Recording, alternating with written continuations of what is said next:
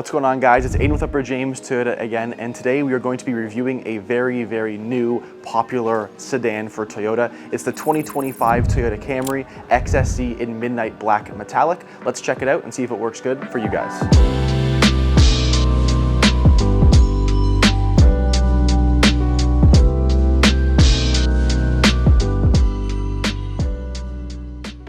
So the Toyota Camry was first made in 1983 in Japan. It was a 2-liter 4-cylinder making about 92 horsepower. Now here we are 41 years later, on to the 9th generation. This vehicle's been around for a very long time. Let's see why that is, and seeing all the new things onto the new 2025 model.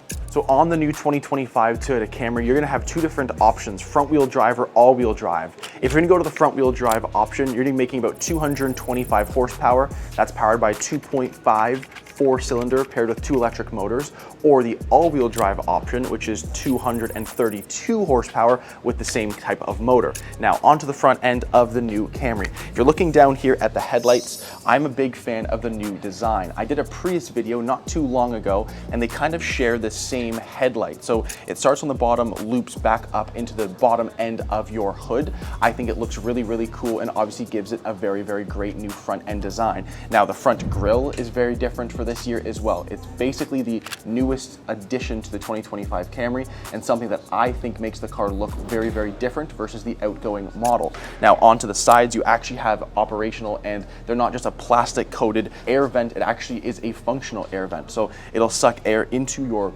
wheel wells to obviously cool down your brakes and your tires to give you obviously a bit more reliability when it comes to keeping those nice and cool for you and your family. Onto the wheels of the Camry. This is an XSE, so it is fully loaded.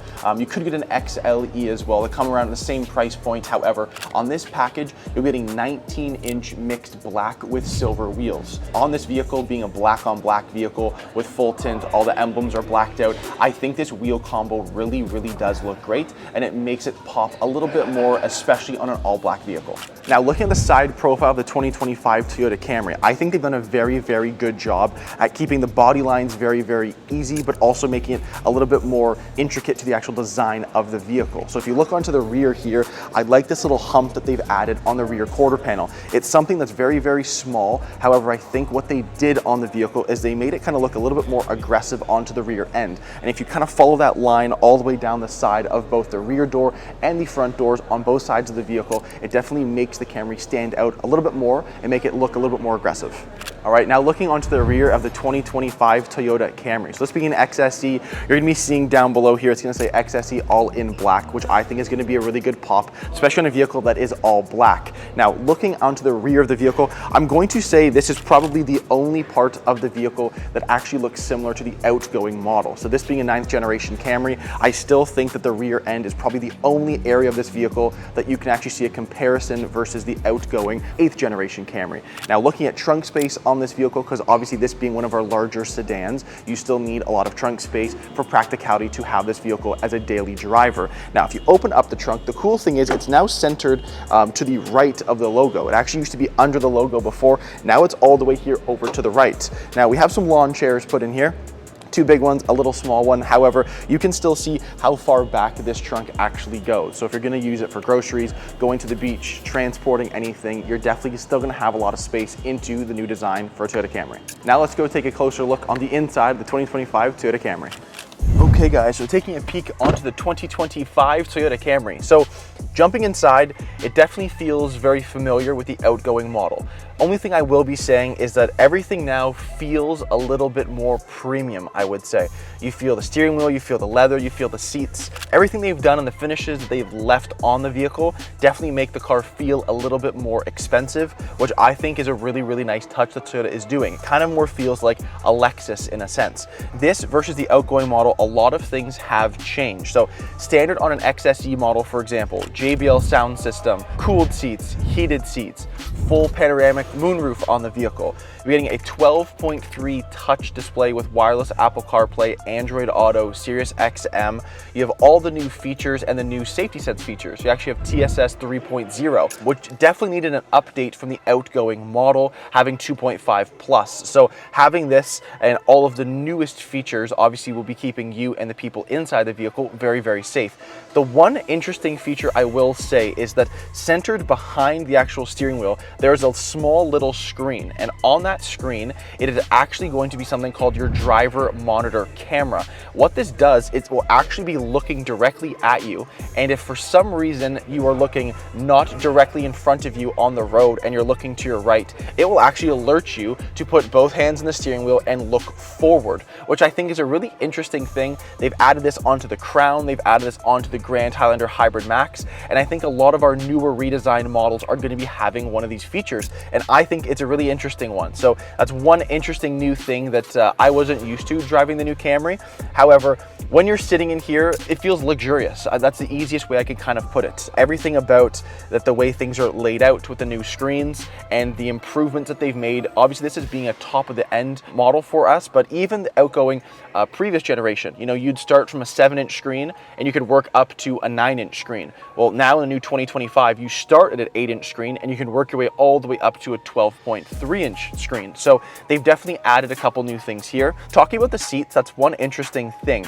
Onto an SE or an SE upgrade model for a Camry, you'll be getting a white insert down the middle of your seats. It's kind of like a mixed soft text with a little bit of fabric into the seats. These ones are all black. Now in an XSE, you can option it to be all black, or you can actually still get cockpit red, which is the full red interior Camry, which was very, very popular beforehand. I actually like the black. The red is very, very bright. So for me, having the vehicle outside being black, I like the inside also being black. I think they've done a very, very good job to keep it simple, but also still kind of adding a more sporty design with the red option interior. Now, I've done a Crown review before.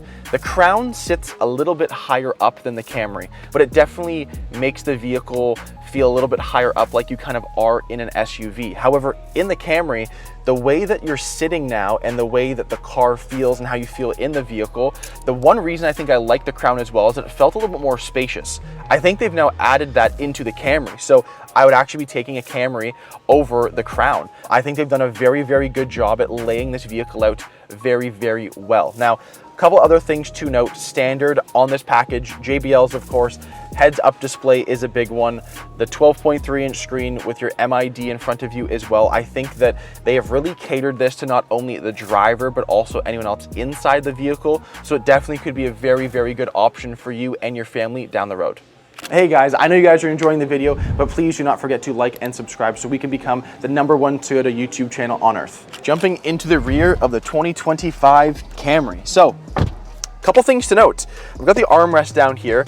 Again, I'm a bit taller.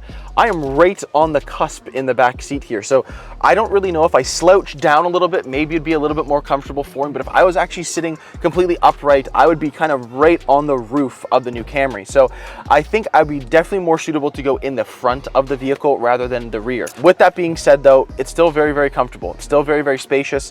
Now, obviously just being myself in the vehicle right now, if you added someone into the second seat in the middle here and then one on the other side, it might be a little squishy back here, but just for myself right now, or if I had one other person next to me here, I think it'd be more than fine and I would be comfortable to go on a nice ride. Now, a couple things I will say, it's interesting onto the XSE because if you go XLE on a Camry, you get a couple more luxury features, but I thought it's interesting on the XSE, they didn't add heated rear seats onto the Camry. I thought they probably would for the new design. I know that, you know, that's a common feature nowadays is having heated rear seats. They don't have that on this vehicle, which I think is interesting.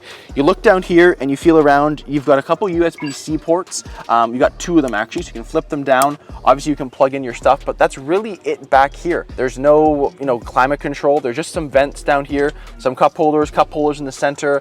If you guys have watched the videos before, you guys know that I love a moonroof that comes all the way back into the second row.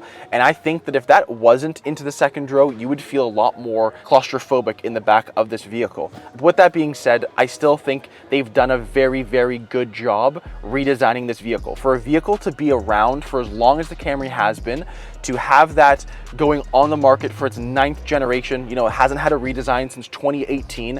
I think that there's a lot of high hopes from, customers of Toyota and obviously such a large brand, and people were wondering what's going to happen when they redesign the Camry. Is it going to look, over the top? Is it going to be too futuristic? Is it going to look like the previous generation? That's a question a lot of my customers have asked, was that, what's going to happen for the new Camry? I'm so happy to not only be able to drive one, have one here as a test drive unit, because this is what this vehicle is here for. It's a test drive unit vehicle, but I think they've done a very, very good job. The only thing that I'm necessarily not the biggest fan of, I'm going to say, is yes, the back room here is not the greatest for headroom. I don't like how there's no heated seats in the back, but other than that, I think this would be a very, very good practical car for you and your family moving down the road. So there it is, guys, the 2025 Toyota Camry. Now, talking numbers on this vehicle, combined highway and city, you'll be averaging 5.3 liters per 100. That is a very, very low number for a large full-size sedan. In this scheme right now, with just black on black, which is no color options from the factory, because obviously you can get this vehicle with red interior or a two-tone roof. So you could get white with a black roof, heavy metal with a black roof, and a few more. Price in this vehicle, MSRP is going to be starting at $44,250, plus obviously taxes, your air tax, your government fees, freight and PDI, and your licensing. However, I think value for money on this vehicle is huge, especially on the fuel efficiency side. And we'll see you guys in the next video.